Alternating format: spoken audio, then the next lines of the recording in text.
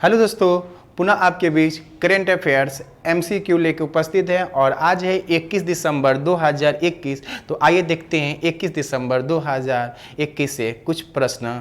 जैसे कि पहला प्रश्न है कि प्रतिवर्ष अंतर्राष्ट्रीय मानव एकजुटता दिवस यानी इंटरनेशनल वुमेन सॉलिडेरिटी डे मनाया जाता है। तो कितने तारीख को ये मनाया जाता है?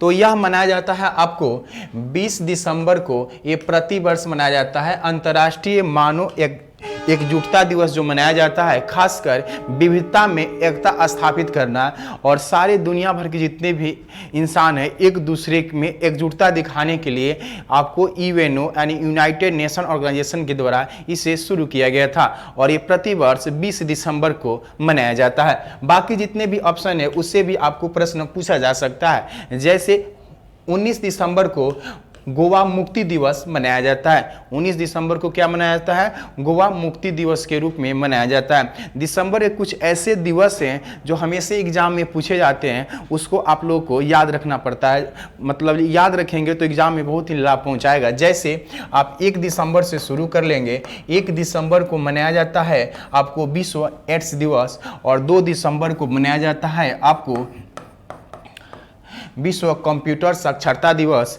उसी तरह याद रखेंगे 3 दिसंबर को मनाया जाता है आपको दिव्यांगजन दिवस, इंटरनेशनल मतलब अंतर्राष्ट्रीय दिव्यांगजन दिवस मनाया जाता है और 4 दिसंबर को आपको नौसेना दिवस मनाया जाता है। 10 दिसंबर को आपको मानव अधिकार दिवस मनाया जाता है। 10 दिसंबर को मानव अधिकार दिवस मनाया जाता है। उसी तरह याद रखेंगे 25 दिसंबर को आपको राष्ट्रीय सुशासन दिवस मनाया जाता है। तो इस सारे दिवस जो हैं उसे याद रखेंगे। आगे बढ़ते हैं। अगला प्रश्न है आपके बीच कि लद्दाख में कहाँ पहला टॉप FM रेडियो सेवा की शुरुआत किया गया, यानी पहली बार इस क्षेत्र में रेडियो सेवा की शुरुआत किया गया।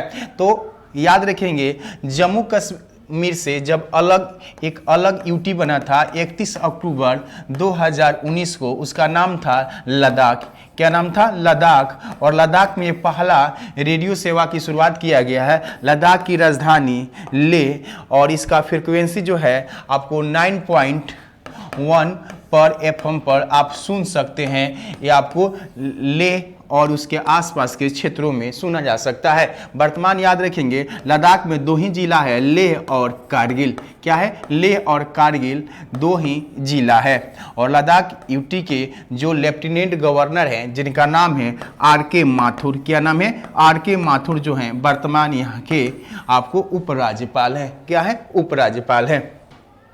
अगला प्रश्न है कि किस शहर में दुनिया का सबसे लंबा बांसुरी जो 16 फीट और 6 इंच का है उसे बनाने का रिकॉर्ड नाम किया है। तो ऐसे भी यह बांसुरी जो है वो पूरे विश्व में प्रसिद्ध है, लंबी बांसुरी है, सबसे लंबी बनाई गई है। ये पीलीभीत और पीलीभीत जो है उत्तर प्रदेश में, कहाँ? पीलीभीत के उत्तर प्रदेश में ये बनाया गया, जिसमें आप देखते हैं यहाँ कलाकारों के द्वारा इसे बजाया जा रहा है। तो याद रखेंगे पीलीभीत कहाँ है? उत्तर प्रदेश में। उत्तर प्रदेश याद रखेंगे। उत्तर प्रदेश के CM जो योगी आदित्यनाथ, आनंदीबेन पटेल यहाँ क्या है? गवर्नर है। देखते हैं अगला प्रश्न है कि हाल ही में किस राज्य ने खेल नर्सरी योजना यानी खेलों को बढ़ावा देने के लिए 2023 में ये खेल नर्सरी योजना की शुरुआत किया है। तो ये खेल नर्सरी योजना की शुरुआत करने का मकसद है कि उभरते हुए खिलाड़ियों को आर्थिक मदद देना और ये आपके हरियाणा के जो CM हैं मनोहर लाल खट्टर के द्वारा इसे शुरू किया गया है। जैसे कि इमेज में देख रहे हैं, ये हरियाणा के खिलाड़ियों ने अपनी खेल प्रतिभा प्रदर्शन अंतर्राष्ट्रीय जगत में एक नई पहचान दी है और इस खेल शक्ति को अधिक सशक्त बनाने के लिए इस योजना की शुरुआत किया गया है हरियाणा सरकार के द्वारा। अगला प्रश्न है कि हाल ही में पन्ना टाइगर रिजर्व जो है, पन्ना टाइगर रिजर्व इंडियन डेजर्ट बिल्ली देखी गई है। यह किस राज्य में पाई गई है? तो इंडियन डेजर्ट बिल्ली आपने देख लीजिए ये बिल्ली कैसी होती है, आप इमेज को देख सकते हैं। जो यही बिल्ली है जनरली हम लोग यहाँ तो देखने को मिलती है, लेकिन इसी के नाम है इंडियन डेजर्ट बिल्ली यानी कैट। क्या है? कि कैट ये देखने को मिलती है कहाँ पे? पन्ना टाइगर रिजर्व में। कहाँ? पाना टाइगर रिजर्व में देखने को मिलती है। पाना टाइगर रिजर्व जो है वो किस राज्य में है? तो मध्य प्रदेश में। कहाँ पे? मध्य प्रदेश में। मध्य प्रदेश में और भी टाइगर रिजर्व है, जैसे बांधवगढ़ टाइगर रिजर्व यहीं पर है। कान्हा और किसली आपको टाइगर रिजर्व यहीं पर देखने को मिलता है। उत्तर प्रदेश से याद रखेंगे आपको दुधवा राष्ट्रीय उद्यान या पीलीभीत टाइगर रिजर्व भी कहाँ है? उत्तर प्रदेश में। गुजरात में है आपको गिर राष्ट्रीय उद्यान। तो गिर राष्ट्रीय उद्यान कहाँ है? तो आपको गुजरात में है। अगला प्रश्न है कि अंतर्राष्ट्रीय मधुमक्खी पालन महोत्सव 2021 का आयोजन किस शहर में किया गया है? तो याद रखेंगे उत्तराखंड के हल्दीकानी में इसका किया गया उद्घाटन। यानी इस फेस्टिवल का हनी फेस्टिवल है खासकर, जिसमें मधुमक्खी जो होती हैं, मधुमक्खियों से जो हनी की प्राप्ति होती है, जिसे हम लोग मध कहते हैं। क्या कहते हैं? मध कहते हैं। मधुमक्खियों की जो छत्ता होती है, मधुमक्खी जो है एक सरल सामाजिक कीट कहा जाता है। मधुमक्खियों क्या कहा जाता है? सामाजिक कीट क्या कहा जाता है? क्योंकि ये श्रम विभाजन के आधार पर कार्य करती है। तो कीटों में मधुमक्खी हो, दीमक हो, ये सामाजिक श्रम के आधार पर काम करते हैं। यानी एक मधुमक्खी को आप चोट पहुंचाते हैं तो सारी मधुमक्खियां आपको आके क्या करती है? काटती है। मधुमक्खी की छाता में आपको 1 से 2 रानी मधुमक्खी होती है और बाकी हजारों की संख्या में इसके साथ क्या होते हैं? नपुंसक मधुमक्खी होते हैं। तो इसी का उत्सव मनाया गया है उत्तराखंड के हल्दीकानी में। और उत्तराखंड के जो सीएम है जिनका नाम है पुष्कर सिंह धामी। कौन है? पुष्कर सिंह धामी। अगला प्रश्न है कि 2021 पैरा ओलंपिक स्पोर्ट्स अवार्ड में सर्वश्रेष्ठ महिला पदार्पण यानी बेस्ट फीमेल डेवट का सम्मान किसके दिया गया है? तो अवनी लेखरा को दिया गया है। अवनी लेखरा जो है वो पैरा ओलंपिक खेल जो 2020 का आयोजन हुआ था 2021 में आपको टोक्यो में, वो भारत के लिए आपको 2 मेडल जीती थी। यानी ये 2 मेडल जीती थी, एक गोल्ड और एक ब्राउन्ज मेडल जीतने वाली, यानी एक ही समय में 2 मेडल जीतने वाली देश की पहली है अवनी लेखरा, जो शूटिंग में यह जीती थी, गोल्ड और ब्राउन्ज मेडल जीती थी। इन्हीं को यह सम्मान दिया गया है। जैसे कि इमेज में देख रहे हैं, यही है अवनी लेखरा जो राजस्थान की रहने वाली है। कहाँ के? राजस्थान की रहने वाली है। आइए देखते हैं अगला प्रश्न है, हाल ही में उत्तराखंड के नए ब्रांड एम्बेसडर किसे बनाया गया है? तो याद रखेंगे नए ब्रांड एम्बेसडर जो उत्तराखंड ये बनाए गए हैं उनका नाम है ऋषभ पंत। जो ऋषभ पंत जो भारत के विकेट कीपर और साथ ही आपको बल्लेबाज हैं, ऑलराउंडर हैं, तो विकेट कीपिंग भी करते हैं और आपको बैटिंग भी करते हैं। तो इन्हीं को बनाया गया है उत्तराखंड का ब्रांड एम्बेसडर। और ऋषभ पंत का मूल जो घर है वो भी कहाँ है? उत्तराखंड ही है। कंगना रनौत जो है भारतीय फिल्म अभिनेत्री है, अक्षय कुमार भी है, और रोहित शर्मा जो है भारत का आपको एक बल्लेबाज हैं और ये विस्फोटक बल्लेबाज हैं रोहित शर्मा। जैसे कि इमेज में देख रहे हैं, ये है आपके ऋषभ पंत।